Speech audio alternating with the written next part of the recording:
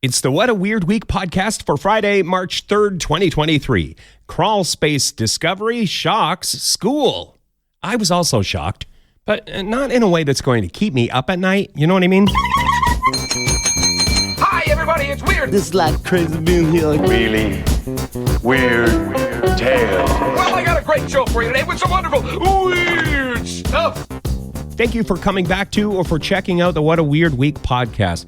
If you're checking it out for the first time, appreciate it. If you're checking it out for the millionth time, well, also appreciate it. I appreciate that a little more, I got to be honest. Million times? Like, how did you even? Good for you. So what we do here is every Friday, it's a Weird News of the Week top 10. And then we put all the links and the videos and the photos in the show notes blog. And all you got to remember is shownotes.page. If you can't remember anything else, shownotes.page. And you can get back to everything we talk about. And there's a link for the new enhanced video podcast to our YouTube channel. 10. Here comes the countdown for Friday, March 3rd, 2023, Season 4, Episode 23. 10. I don't want to make light of crime, but I mean there are worse things to find in the crawl space of a school. A teacher from a school in Massachusetts has been charged after a crypto mining operation was uncovered in the school crawl space. He allegedly set up crypto mining PCs in the crawl space, and they were discovered by an inspector. I'm naive because I didn't know this was illegal. I didn't even think a teacher would get fired over this, let alone arrested. I thought that teacher would get some kind of award, the Leadership and Technology Award or something. You know what I mean? Ingenuity Award. Instead, arrested. It's illegal. This is an illegal thing. And also stealing electricity from the hardworking taxpayers of Massachusetts as well. It takes a lot of power to run a crypto op. So, you know, if you're going to do the crime, also have someone else pay the power bill for it. I think it's the lesson. No, wait. The lesson is crime doesn't pay. Disregard the first thing. This part's interesting. The police were involved in this, but also the U.S. Coast Guard Investigative Service and the Department of Homeland Security. So this sounds like pretty major stuff, big time stuff. 9. By the way, we put a photo of the crypto mining operation, the crawl space. We put that in the show notes. In full disclosure, I do make 1/97th of a cent every time you click a picture on our blog. But you don't have to. It's just a bunch of tubes in a crawl space and ductwork, very confined area. That's it. Now you know. You don't even have to click. I imagine they were careful about what they showed because they don't want to encourage other teachers. Heaven forbid some other teacher go down in their own crawl space and get something going at another school. 9. Okay, number 9. Did the president of Mexico really believe it was a photo of an elf? This is an interesting story. The president of Mexico posted an elf photo on his social media last Saturday. The Associated Press believes that he did it in earnest, like a serious post. And I should say it's an elf-like creature from Mayan folklore, so not exactly an elf. I don't know if there are elves, you guys. I'm not here for that debate. I'm here to debate the photo of the elf. I just don't see it, you guys. You can click and have a look at it. Oh, I should say too. Well, actually, I shouldn't say, but I'm going to tell you, cards on the table. I try not to steal photos for our show notes and our blogs, but I stole this one. I out and out stole it because usually I just share the social media post. I'm scared that social media post will disappear. Seems like a topic that would get commented on enough that it might disappear. So you might be looking for that photo and then it's post no longer available. So I stole the photo. We might get demonetized for that, which very difficult to do for a free podcast. This is not a political statement. I just personally like it that a country's leader posted something like this on their social media. That seems rare these days. I don't know anything about the president of Mexico, but you do not get elf posts from too many world leaders. So that I feel is refreshing. Now, if you're saying, I'm not looking at some elf photo, listen, Scott, I'm not going to give you 1/180th of a cent by clicking through. What do you think? I'm some chump? I know you make money when I click through on the blog. I know you're making 1/500th of a penny. You don't have to click. I'll describe the photo for you. It's at night. It's a tree. And maybe up in that tree is some sort of creature with long hair and glowing eyes. Or it may be a curved branch and a couple of stars. Friends, it's Scotty from the future in the editing bay. Well, not like we have an editing bay. It's an editing creek. But I have this thing where I look at photos. I have like face blindness, prosopagnosia. Sometimes I can't tell when I'm looking at a photo. So maybe this photo is a person in a tree. I keep hitting the enhance button and I'm just not sure. Anyway, end of update from the editing creek. 8. Cars that will repossess themselves are coming. Ford's patent for systems and methods to repossess a vehicle has made the news. Part of the patent has to do with cars of the future, or really, I guess, cars of the now, in some cases, cars that drive themselves. We already have those. So with the technology in the patent, Ford would be able to move your car to where a tow truck driver is waiting, so the repo person doesn't get sworn at, or, in some cases, it's dangerous work. The car would come to the tow truck driver.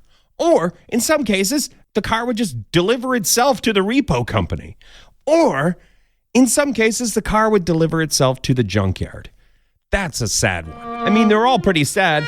We've all had financial hardships. You can imagine a scenario, right? But this one, where your car repossesses itself, and you see it driving down the road, and it goes to the junkyard because you couldn't afford to make the payments, but the bank doesn't think it's worth anything.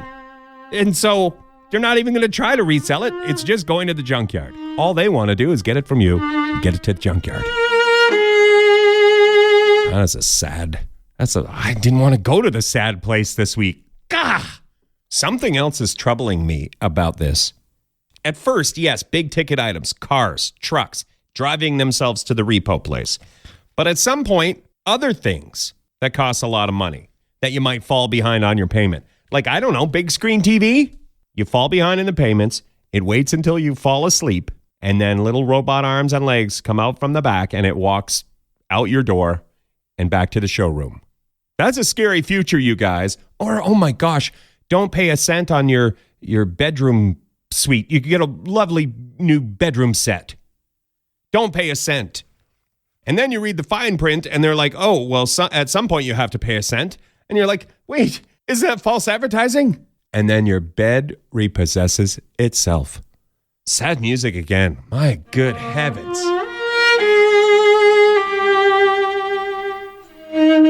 What do you think the technology would be for a bed, a mattress to repossess itself? Just bouncing? It would just bounce out your bedroom and down the stairs and out the front door? It would bounce all the way back to the showroom? Or maybe it would spin, like utilizing some sort of centrifugal force. Just get spinning? Almost like a mattress tumbleweed. It would just spin all the way back to the showroom. I don't know.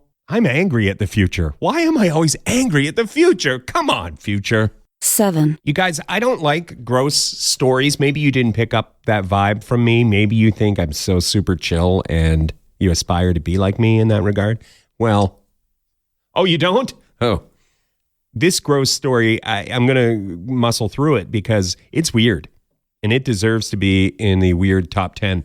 The headline from Live Science: insect that flings pee with a butt catapult is first known example of super propulsion in nature. I don't know what else we need to say about that story. It's weird. The bug that catapults its pee has gotten a number of researchers excited. The bug is related to the cicada, so it's a green bug. You could probably picture what it looks like. There is a photo if you click the show notes. The caption under the photo is this. Maybe this is a good summation, you guys. Quote, "This tiny sharpshooter insect urinates and forms a droplet of pee on its butt flicker before flicking it off." End quote. I wonder if the Live Science journalist who wrote that caption had the same thoughts I just had. Those are some words I've never said before. If you're a bug enthusiast, you can read the whole article there. We have a link in the show notes. It seems as though the researchers are excited to apply this knowledge to robotics. What they learned from this bug, they want to apply to robotics. Where we see pee-flinging bugs, researchers see, I don't know, pee-flinging robots, I guess. Possibly something else. 6. World record king has not run out of things to light on fire, then catch. This is David Rush, who has 250 plus world records. He promotes STEM education through world record attempts. This time he's in the news for throwing and catching a fire sword 135 times in a minute. And I am sorry if that was a record that you have been training for and he beat you to it. He beat you to the on-fire sword catching record. Maybe you could find some other sharp, dangerous object to light on fire. Let's brainstorm a few sharp things that we could light on fire and throw around for a world record. Dagger. Well, I was waiting for you to go. I got to come up with all the ideas. Sorry, you guys. I think I'm hangry. If you want to see this record, and to be fair, if you click the video, it's more like sword spinning rather than throwing. And also, David Rush wears a fireproof glove in his world record attempt. I'm not criticizing. I'm just letting you know before you click the video if you were like, oh, I want to see some dangerous fire stuff. And then you're like, what? He's not even barehanded. I don't want to set you up for disappointment. That's what I'm saying. Remember, shownotes.page. If you go to that place, you can find all the What a Weird Week stuff. 5. The ugly dog story and how I got on the American news one time. This is a bit of a memoir, you guys. True story, kind of kooky. The world's ugliest dog contest happens every year in California. It's not about shaming these homely pooches. It's a celebration of their wonderful personality. And this is in the news because applications are now being accepted for this year's contest. This whole deal is how I ended up on a Reno, Nevada newscast one time. I don't have a dog. I'm allergic. I've got the asthma. But I wrote a song for an ugly dog contest winner. And a reporter in Reno found my song on YouTube and included it in their story. And we're still Facebook friends this many years later. A beautiful friendship that consisted of one email. No, that's how I define beautiful friendships. I need my space. I put the news story video in the show notes. Here's a bit of it. Finally tonight, we had an interesting visitor come to the Channel 2 studios. Turns out he's hoping to find his soulmate. Many of you may wonder, what is that? With his multicolored skin, warts, and tongue that hangs out, Rascal is one ugly dog. No, really, he's the world's ugliest dog. Winning contest, paws down. So he's really proven, his ugliness, even though I think he's like one of the most handsome dogs ever. Dane Andrews is this pooch's proud owner. He says ugly is just part of Rascal's pedigree. His mom, grandma, and grandpa all held the title as world's ugliest dog. Rascal plays the monster in some scary movies. He's been on several talk shows. Someone even posted a song on YouTube about his grandpa Gus. Hey there, ugly dog, you're a homely pooch with a skin disease. They didn't exactly play the whole song, but I was part of one of those news kickers, you guys. That's why I'm so incredibly famous in the greater Vegas area. It goes David Copperfield, then the comedy stylings of Carrot Top, and then me, you guys. Then me. 4. The Ketchup boat guy story continues. At time of recording, this has not been resolved. Hoping for a happy resolution to this one. What we know so far. CNN earlier this week said Heinz needs your help to find that Ketchup boat guy. I'm maybe paraphrasing a bit. The background on this, in January, a guy named Elvis was rescued after being adrift in the Caribbean Sea for 24 days, and he explained how he survived on ketchup. There was a bottle of ketchup in the boat. When the folks at Heinz heard about this, they wanted to buy Elvis a new boat, a boat with top-shelf navigational capabilities, so he wouldn't get lost at sea, avert another, lost at sea scenario. But even though they reached out to the Dominican government, where Elvis is from, they haven't been able to track Elvis down. They tried social media, and then they turned to the news orgs, and CNN reported on the Ketchup boat guy. So if you have any information for Operation Ketchup Boat Guy, see the Heinz Instagram link in the show notes.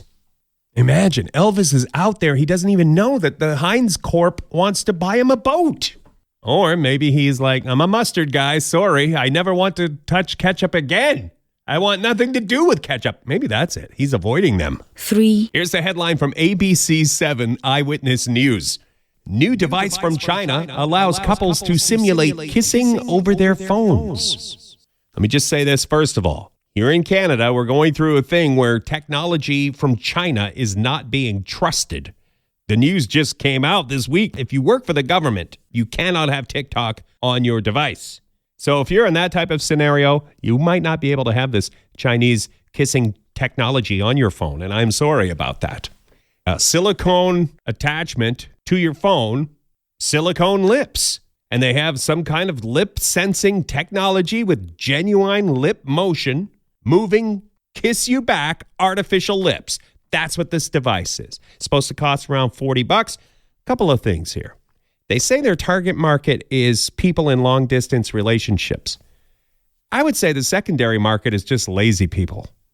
Maybe. You're not in a long distance relationship. Somebody's in the next room and you're just very comfortable where you are and it's time for a goodnight kiss. Well, maybe this will reignite some passion.